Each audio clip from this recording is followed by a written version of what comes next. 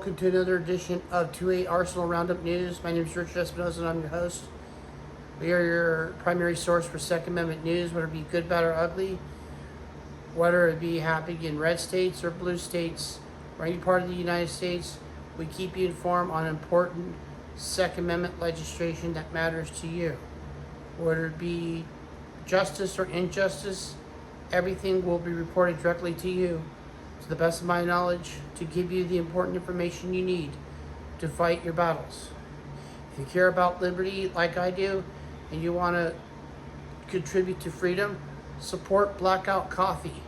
You can visit Jarrett from Guns and Gadgets on his website or on his YouTube channel and click on a link there to purchase Blackout Coffee. So every time you buy Blackout Coffee, you're helping fighting for Second Amendment rights and also help contribute money so that we can win cases against corrupt politicians who are trying to abolish our Second Amendment rights. Remember, lawyers are not cheap. So every time you buy from Blackout Coffee, you're fighting for a good cause.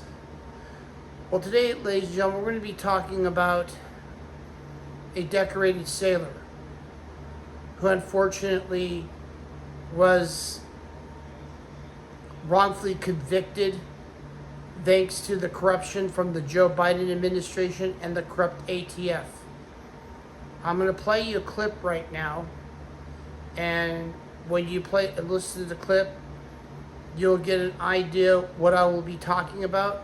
But first, I want you to listen to this clip on this Navy sailor who unfortunately was wrongfully convicted for something he did not do because of the cruel injustice by the ATF being the unelected bureaucrats passing laws that they did not get permission to pass and did not get approved by Congress.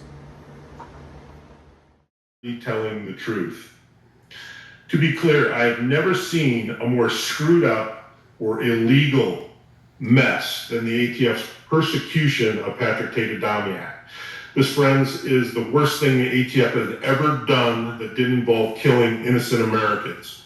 It is without any doubt the worst prosecution the ATF has ever made, period, hands down.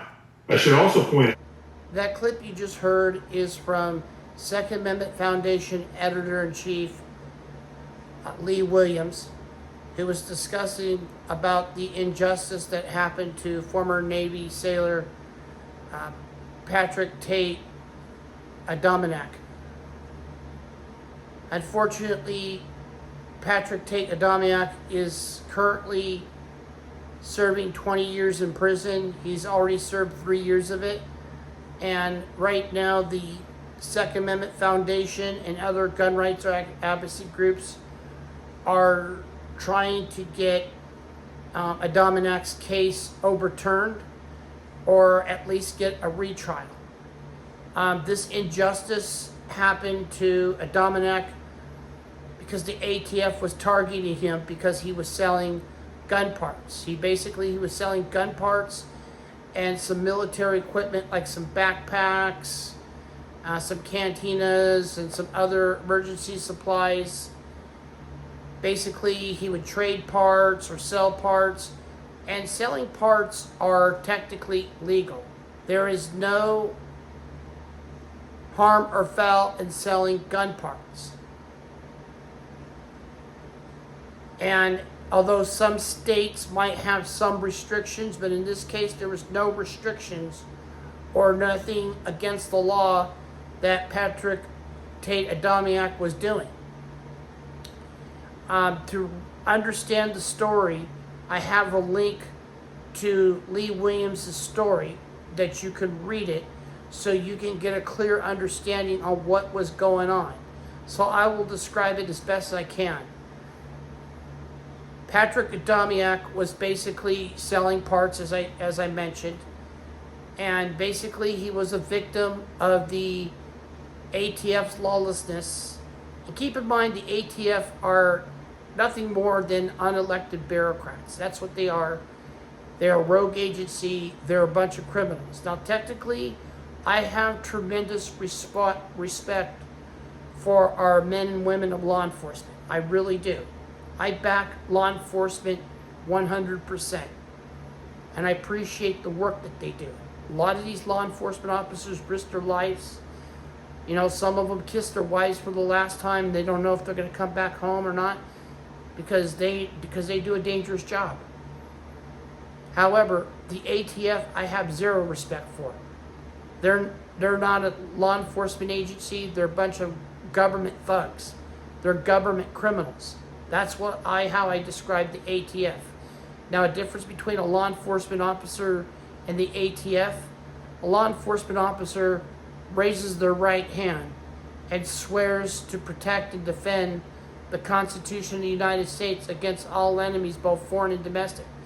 Now, law enforcement officers are technically, not only are they officers of the law, but they're also our constitutional guardians. And it's their job and their duty to protect constitutional rights. And they have a right to refuse to obey laws that are unconstitutional. In this case, the ATF has violated the Constitution God knows how many times. God knows how many times the ATF has lied under oath. They are oath violators. And not only are they oath violators, they are a criminal government organization. That is why organizations such as Gun Owners of America, the Second Amendment Foundation, the National Association for Gun Rights, they're pushing to try to abolish the ATF, and the ATF should be abolished. They should be abolished immediately because they're constantly violating our constitutional rights. They're making gun shop owners' lives a living hell because they're flexing their muscles on everybody, and they're doing things without the approval of Congress. And again, let me remind you, they're unelected bureaucrats. They have no right to make any laws. Their job is supposed to enforce laws, not to make laws. And that's exactly what they did. And the ATF has had a history of that. You go back to Ruby Ridge with Randy Weber and his wife, Vicki Weber, when they were gunned down by ATF agents. Now, technically, Randy Weber may not be a good guy. He was a white supremacist, I'm not going to lie, he was that. But I'm not saying that he was a good guy. However, he does have constitutional rights. And you don't violate somebody's constitutional rights just because they're a liberal, just because they're a white supremacist, just because this person's a communist or this person's a conservative. Nobody deserves to have their constitutional rights violated. As long as they're American citizens, their rights should be respected, and law enforcement as well as the prosecution needs to go through due process. They need to go through every step of the book before they determine somebody's guilt or innocence. But in this case, the ATF, they were abusive with their power when they killed Randy Weber. Randy Weber was simply making a sawed-off shotguns. Technically, sawed-off shotguns are illegal. However, he was doing this for the federal government because they said they needed some sawed-off shotguns for their arsenal. Randy Weber did it. Then he ended up getting arrested, and because he did not show up to court. But it was the way that the ATF did it. They killed Randy Weber's dog. They almost killed his kids. In fact, I think Bricky, if I'm not mistaken, Vicki Weber was shot, and I think their infant baby was killed too, thanks to Stephen Denzelbach, who at the time, before he was the ATF director, he was in charge of, I believe he was in charge of the incident both in Ruby Ridge as well as Waco, Texas. And we all know that David Koresh was not a good person either. Yes, he was a pedophile, he was a cult leader, but you don't burn down or bomb a complex just to go after him. And that's exactly what the ATF did. They killed many women and children in that complex.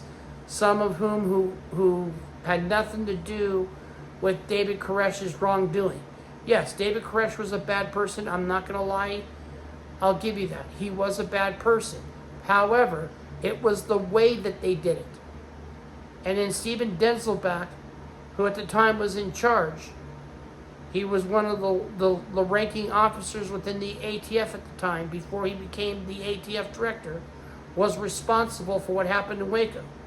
Then he ends up becoming the ATF director, and we all saw under his watch what they did to Arkansas Airport executive Bryan Malinowski, who was just simply a gun collector. He was a gun collector. He collected guns. He traded guns. Yeah, he sold guns. But you have a right to have private sales. And because they accused Malinowski of selling guns without a license, when you're selling a private collection, you don't need a license. And the ATF shot and killed him. They did not identify themselves. He did shoot and wound a ATF agent because he thought somebody was breaking into his house. And the ATF did not identify himself. But in this case with Patrick Tate Adamiak, the ATF made this a political issue. And unfortunately, the media has repeatedly lied about Patrick Tate Adamiak. CNN kept on reporting that he was selling illegal weapons. He was not selling any weapons whatsoever. Both NBC, ABC, and CNN told a bull-faced lie that he was selling illegal weapons. He was selling parts. Parts are not illegal weapons. Let me repeat that again. Parts are not illegal weapons. They are no harm, no foul. You're just selling parts. He did not sell a fully mated gun. Yes, he did collect guns. Patrick Adamiak did collect guns. He may have traded some guns with some people, but he did not sell any illegal guns. As way CNN reported it, he sold parts.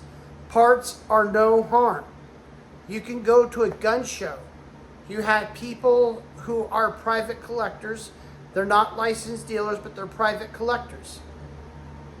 They sell some of their private collection to other people where it's legal. In some states, you're allowed to sell a private collection. Here in California, no, you cannot. And thank God I'm not a California resident anymore. I will soon be moving to Arizona. I've lived in Wyoming and South Dakota, where it is a free state, and where you can legally sell a gun without going through any red tape. So I lived in free states, so I see how it works. But what Patrick Adamiak was doing was simply selling parts. And what the ATF did was change the law on a certain part that's considered as a machine gun. Now that's where CNN got it wrong. What the ATF drilled them on was that the ATF made up a law, the key word is made up a law, that they considered as a machine gun when it's a part. CNN totally lied on this. And that's where we have to come in and get on these media corporations' rear ends. Each time they do a lie, you need to email them and tell them where they're lying at. And you wonder why CNN has a reputation for fake news. You can see why. But to be fair, there are some CNN reporters who do a good job, and there's some that do really bad. It just turns out to be more of the bad and less of the good. And there have been some CNN reporters who've actually quit their job because of CNN's reputation.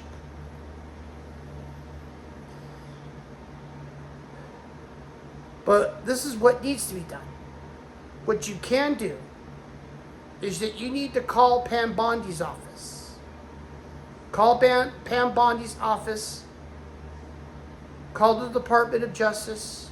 and demand that Patrick Tate Adamiak either needs to get the charges dropped because he was a victim of a corruption scam by the Biden administration and under then ATF Director Stephen Denzelback.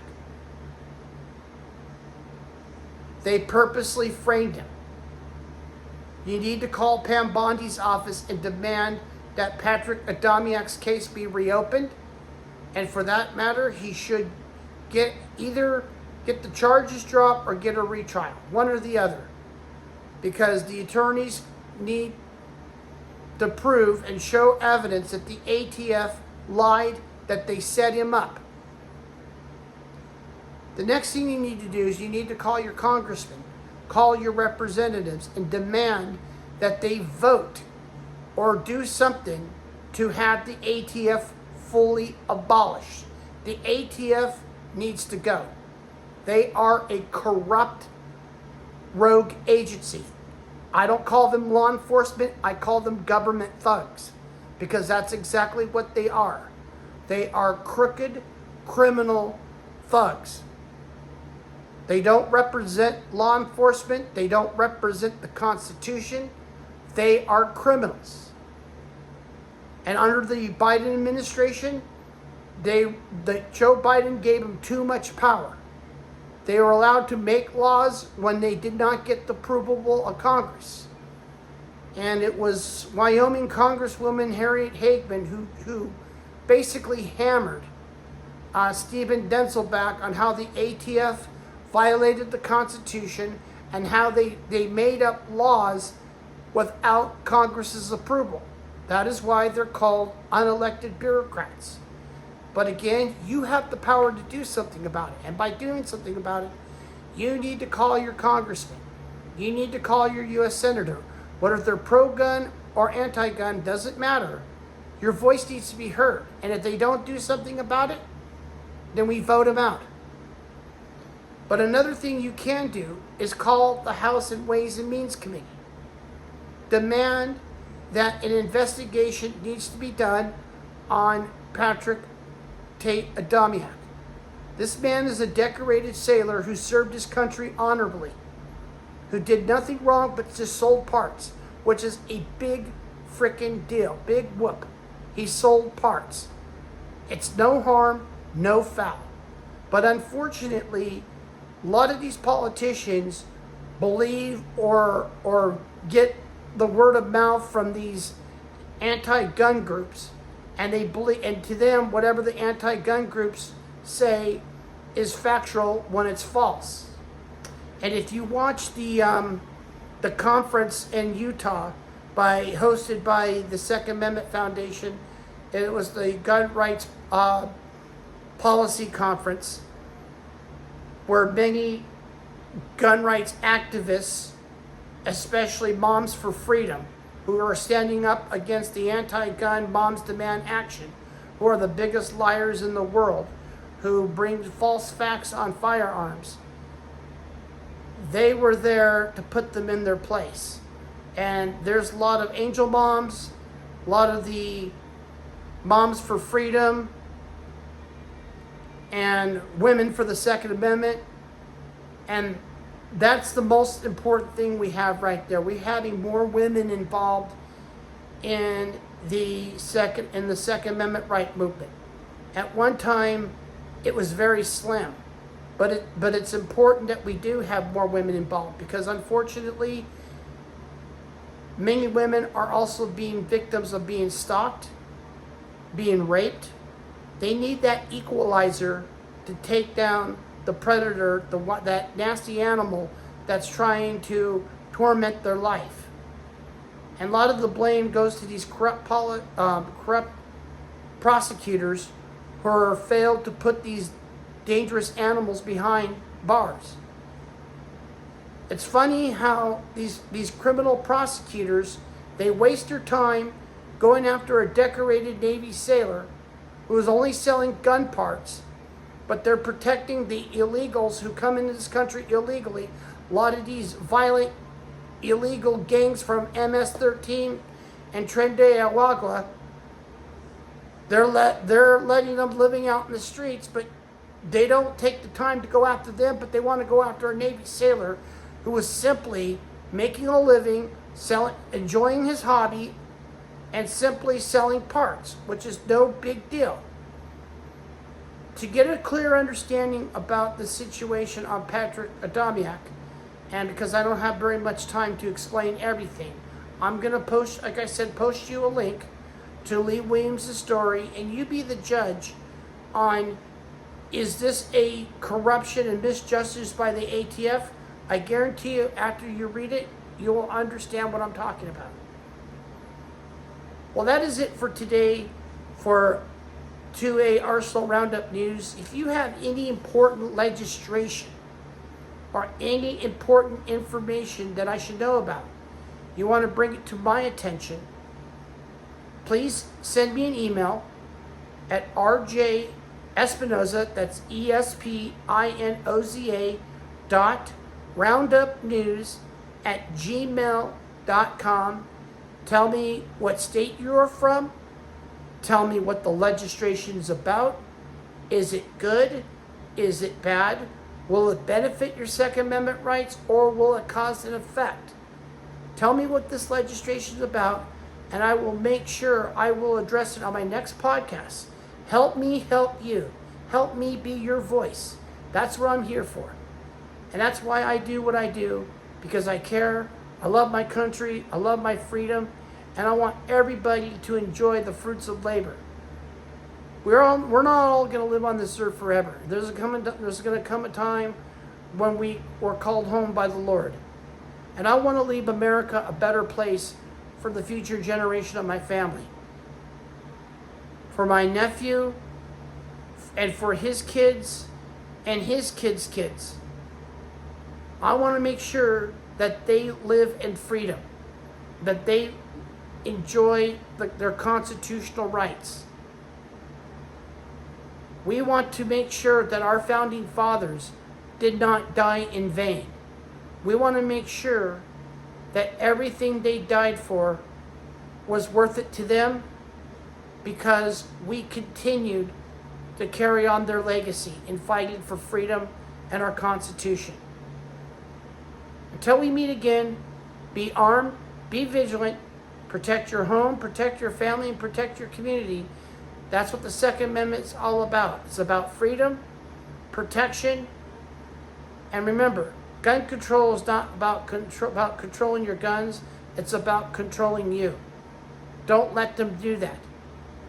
Let your voice be your weapon. Have a great day.